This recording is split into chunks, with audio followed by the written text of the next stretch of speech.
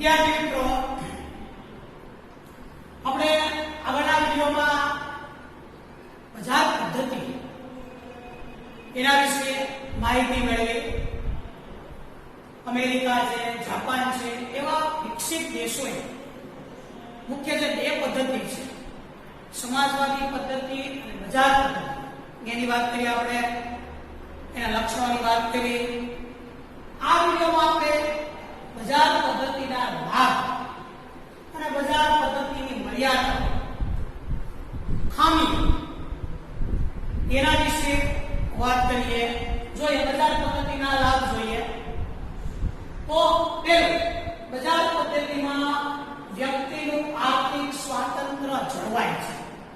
ત્યારે પણ આપણે વાત કરી હતી વ્યક્તિનું આર્થિક સ્વાતંત્ર્ય એટલે વ્યક્તિ જે પૈસા ખર્ચવા નીકળ્યો છે એ ક્યાં ખર્ચવા એ એના ઉપર ડિપેન્ડ છે. શા માટે? કેમ કે બજાર પદ્ધતિ વિસ્તૃત છે, એક કરતા વધારે વસ્તુઓ છે, ઘણી બધી વસ્તુઓ છે જેને આપણે પસંદગી કરી શકીએ છીએ. તો અહીંયા વ્યક્તિનું આર્થિક સ્વાતંત્ર્ય જળવાય છે, એને પસંદગી હોય એવી વસ્તુ લઈ શકે છે, એના ઉપર કોઈ પ્રેશર નથી. ઉત્પાદનના સાધનોનું મહત્તમ અને કાર્યક્ષમ ઉપયોગ થાય છે. ઉત્પાદનના જે કોઈ સાધનો છે એનો વધુમાં વધુ સારી રીતે અહીંયા ઉપયોગ થાય છે.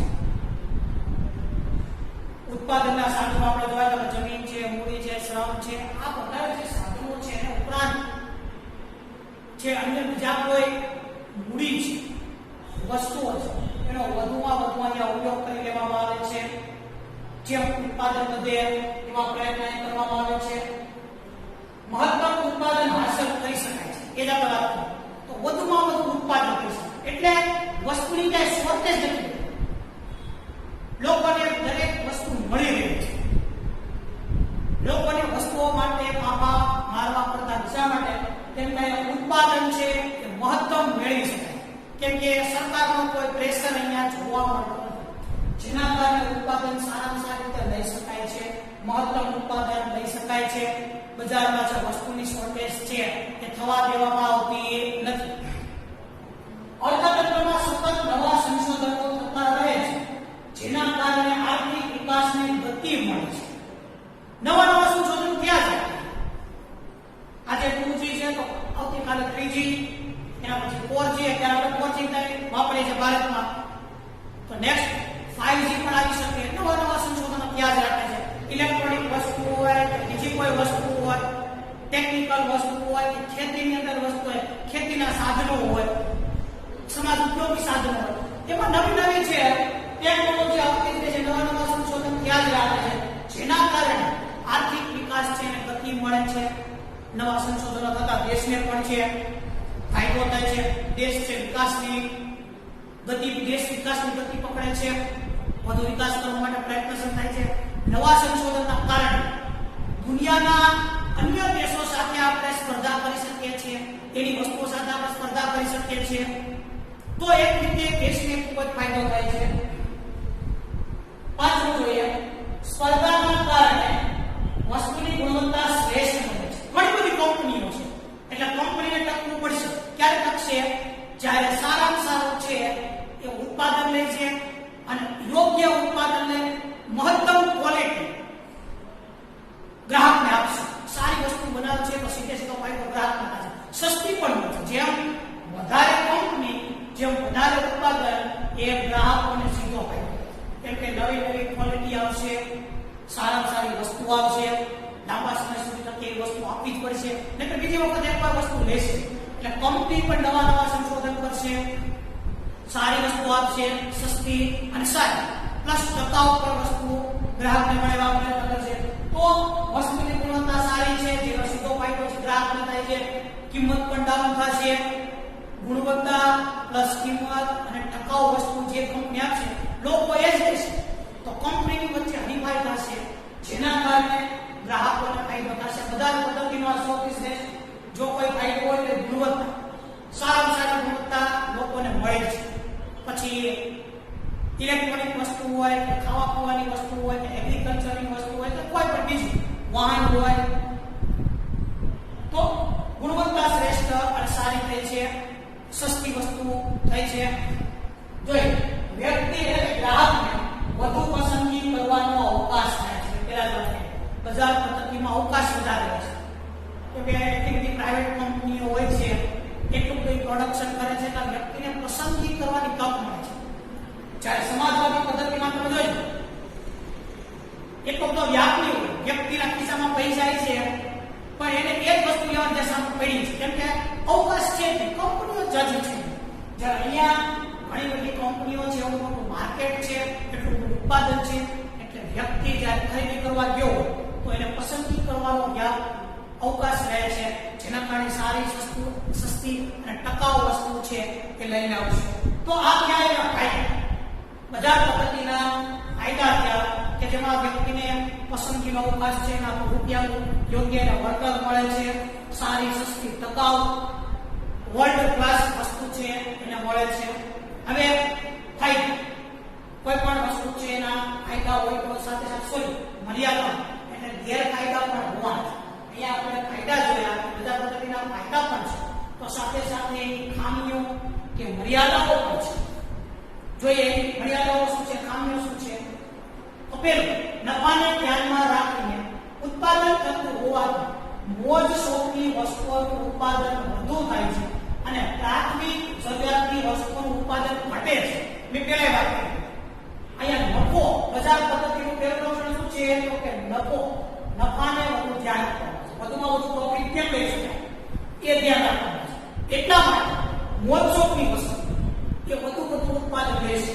હાઈટેક કેમેરા છે, હાઈટેક મોબાઈલ છે, હાઈટેક બાઇક્સ છે, આવું એટેક્ટિક વસ્તુ સંસ્કાર હોટલ્સ છે, એના વધારે છે, બરાબર વ્યાપ છે, એનો ઉપયોગ વધારે છે, ઉત્પાદન વધારે થાય છે હાઈટેક વસ્તુઓ, જેના કારણે પ્રાથમિક જરૂરિયાતની વસ્તુઓ છે એનું ઉત્પાદન ઘટશે. મોંઘામાં મોંઘી વસ્તુઓ છે, બજારમાં મળશે, એટલે જેને પૈસા નથી એ પણ એને લેવાનો પ્રયત્ન કરે. શું કામ? બીજી કોઈ વસ્તુની પસંદગી એની પાસે છે, એને સસ્તી વસ્તુ લેવી છે, પણ અહીંયા બજાર પદ્ધતિમાં મોંઘી અને મોજશોખની વસ્તુઓનું ઉત્પાદન થશે. તો જેને પૈસા નથી એ પણ મોંઘી વસ્તુની ખરીદી કરશે. સસ્તી વસ્તુ લેવી છે પણ સસ્તી વસ્તુ એટલી બધી છે, મોજશોખની મોંઘીદાર વસ્તુનું ઉત્પાદન થશે. તો જે પ્રાથમિક જીવન જરૂરિયાતની વસ્તુ ખોરાક છે, આ છે, જે જીવન જરૂરિયાતની બીજી પણ વસ્તુ છે એનું ઉત્પાદન ઘટશે. જેના કારણે જે ગરીબ વર્ગના લોકો છે, મધ્યમ વર્ગના લોકો છે, એને નુકસાન થાય છે. ત્યાં નફાને ધ્યાનમાં રાખીને ઉત્પાદન થાય છે, મોજશોખની વસ્તુઓનું ઉત્પાદન વધારે થાય છે અને પ્રાથમિક વસ્તુઓ છે એનું ઉત્પાદન છે સતત ઘટતું રહે છે.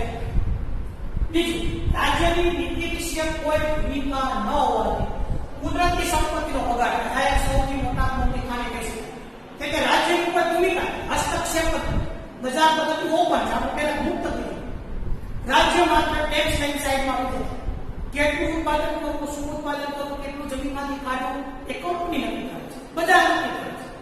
તો એ રાજ્યનું કોઈ નીતિ નથી, રાજ્યની કોઈ માત્ર પ્રેશર નથી કે ભાઈ જંગલ કેટલું કાપવું, કેટલો કોલસો કાઢવો, કેટલું અંદરથી સ્ટીલ કાઢવું એ કંપની નક્કી કરે છે. તો ઘણી વખત બગાડ પણ થાય છે.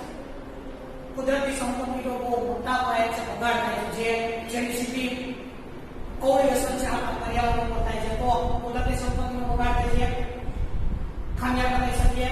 જોઈએ ગ્રાહકોની બજાર વિશેની અજ્ઞાનતાના કારણે તેમનું વધુમાં વધુ શોષણ થાય છે.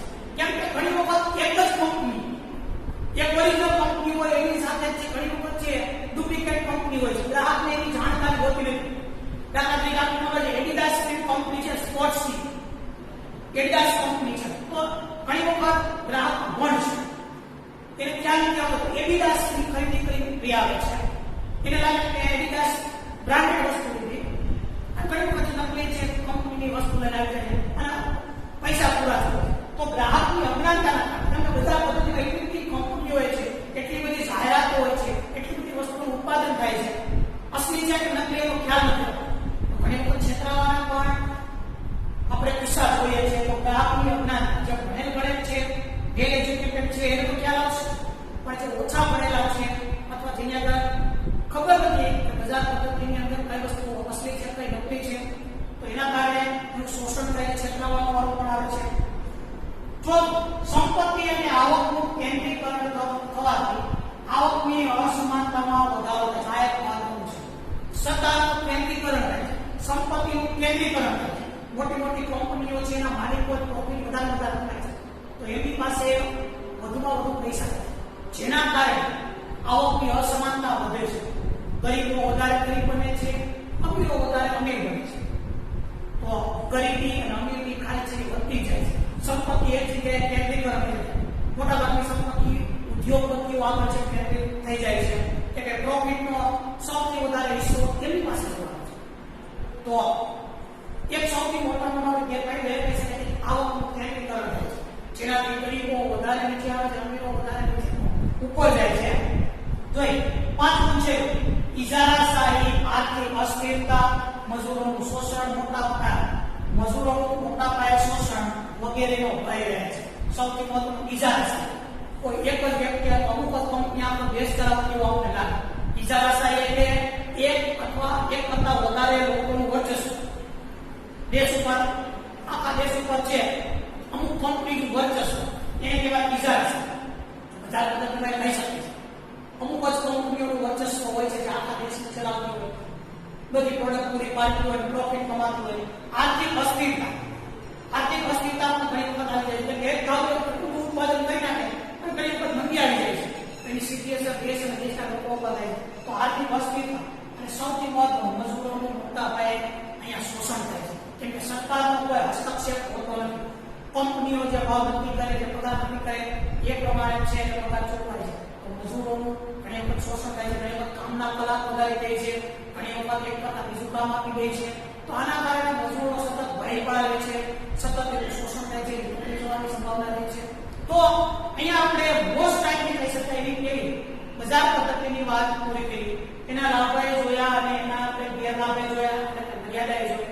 નેક્સ્ટ વિડીયોમાં આપણે જે બીજી જે પદ્ધતિ છે બજાર પદ્ધતિની વિરોધમાં પદ્ધતિ છે એની વાત કરશું.